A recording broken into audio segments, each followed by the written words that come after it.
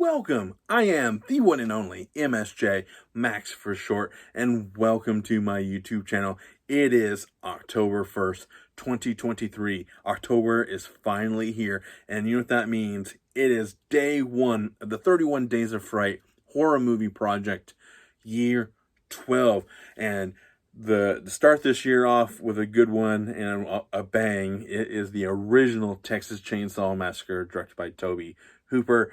Um, I'll tell you why I chose this movie specifically here in a second, because I got a few things I need to say, get out of the way, and also to kind of give you a heads up on what to expect for the remainder of this month, from day 2 to day 31. You please click subscribe, hit the bell, leave a like, leave a comment, and share, because doing those things helps me, and it helps you, because it helps me get my channel out there to a much broader audience, and it helps me and you interact with one another when you leave a comment down below.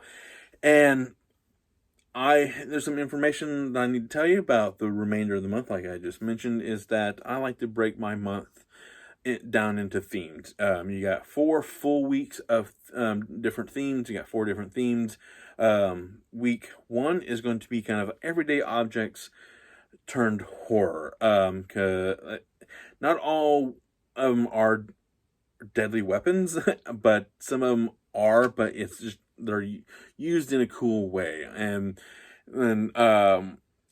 but one can be kind of muddled, but I'm going to defend that when that day gets here. But like a chainsaw, it's normally just a cutting tool, but in the wrong hands, it's a deadly weapon. So that's kind of like that kind of stuff. I just don't want to give out the other objects. You just gotta stick with the rest of this week. And then week 2, I'm really breaking out of my norm and my normal viewing habits, thanks to the 13th Wolfman on that one, is that I'm going to be watching nothing but Jess Franco movies. I'm not quite sure what to expect. I've only watched one of his movies. We did a full 2-hour podcast on that, and it was so good, and I really wanted to continue watching the rest of it. And just I got a nice, I think I got a nice wide range of his movies. I know he's very heavily on the nudity and stuff like that, but I really did like the storyline for that movie that we watched for that podcast. And then week 3, it's just Shudder exclusives. I've been kind of paying attention for the better part of the year and seeing which ones kind of stand out and what doesn't. And so I think I picked out a nice wide range of Shudder exclusives, all from even some foreign movies as well on there. So I'm very excited for that one. And then the final week, I just couldn't think of a good name for this. So I'm just like, you know what? Let's just finish this shit. That's what I'm titling it. I started with the Puppet Master last year. And so I got the Too Long Trunk right here. And I'm just like, you know what? Let's just, come hell or high water, let's finish the Puppet Master movies. So that's the final full week of October is going to be Puppet Master movies. And then the final 3, the 29th, the 30th, and the 31st, I've titled It's About Time, because these movies are finally getting their due. I've been taking them off and on the list for several years, and I'm just like, you know what, I'm not going to change them. I can't, and I won't. So look forward to those 3. So that's it. I hope one of those weeks appeal to you. So just tune in on one of those days, it's days 1 through 7, 8 through 14, just like that. So stick around. So for today's movie, I know that's a lot of information, I know, but the rest of the videos for the month will go a little bit smoother, I promise. So as I've already mentioned, and as you can see, today's movie is the Texas Chainsaw Massacre. It's just a very, very influential movie. It's a very, it's just so well put together, because you can feel the grime and the heat because it's set in Texas. You got great sound design with the chainsaw and the overall feel of the movie, and then you got that iconic flash bulb sound, and just the overall sound of this movie is a character of it, in its of its own. And then you got the group of main characters who are just getting picked off by one. um then you got someone who's in a wheelchair. You got people who are brother and sister, and like, and so, and they're just traveling through Texas, and they're wanting to check out their brother and sisters wanting to check out their grandpa's gravestone because there's been a string of grave robberies and stuff like that, and then they pick up a hitchhiker, and just chaos kind of ensues, and they end up kind of walking onto the Sawyer house, and it's just like, you know what, like, and they're in for a bad time. It's like, I got some bad news for you. You're going to have a bad time.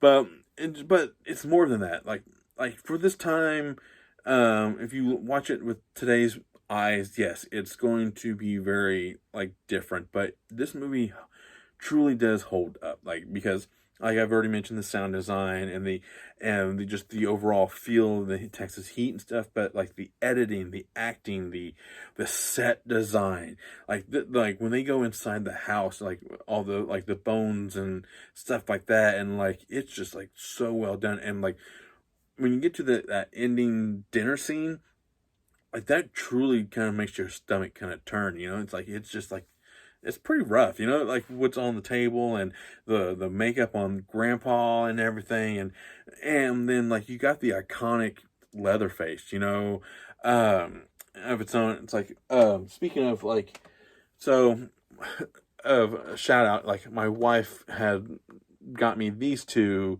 to kind of go on my shelves. I just couldn't fit them anywhere else in the background, but I just wanted to show them off, and because most of the stuff you see in the background has been provided by her, because she loves when I do this, and she gets a kick out of buying stuff for me when it comes to these little horror niche things. So it's like, I love her for it. So thank you for doing that. But yeah, it's just awesome. This movie is so good. Like I know that this particular scene has been talked to death about, but that tracking shot of where they follow I think it's Sally, like, I know in her shorts, and like it's just like from off the swing and to the house and everything. It's like, that's so well shot. Like, wow. And then you got, this movie isn't really bloody. It's all in your, like, it's what you don't see, but, and that's when I talk about the editing, is because like you think what you saw, but it didn't actually happen. Like your mind is filling in the blanks for it, and it's just like, oh my god. Especially when they put the one of the female characters on the meat hook, or when the guys gets hit in the head with a hammer. It's just like it's just so visceral, but it's not at the same time. And that to me is a true sign of a great horror movie. Like, I love my blood and guts, don't get me wrong, but sometimes when you use the audience as mind to help fill out the blanks, and it works, that's a sign of a true classic. So that's really all I have to say. I'm like this is a juggernaut of a horror movie, and I know it's very influential, and it really is, like, it's will stand the test of time in the horror genre, and like new people find this movie out every day. So it's awesome. So that's really all I gotta say. It's just an excellent first movie to start this month out. Like, if this is your first month of doing it, start out with this one. Do it. You won't regret it. So, now, as I always like to do, I like to end my first video with a kind of a toast to everyone who is doing it this month. I know for sure I'm the 13th Wolfman and I am the Ice Lord over on their respective channels, but I'm filming this beforehand, so I'm not quite sure who else is doing it. So I just want to give a toast to you all. I've had this for a few years as well. I just want to say thank you for all your support, and I want you all to have a very awesome spooky season. So from the one and only MSJ here, YouTube channel, to all yours. Just have a very good spooky season, and till tomorrow. Yeah, all I can really say to end these videos is thank you.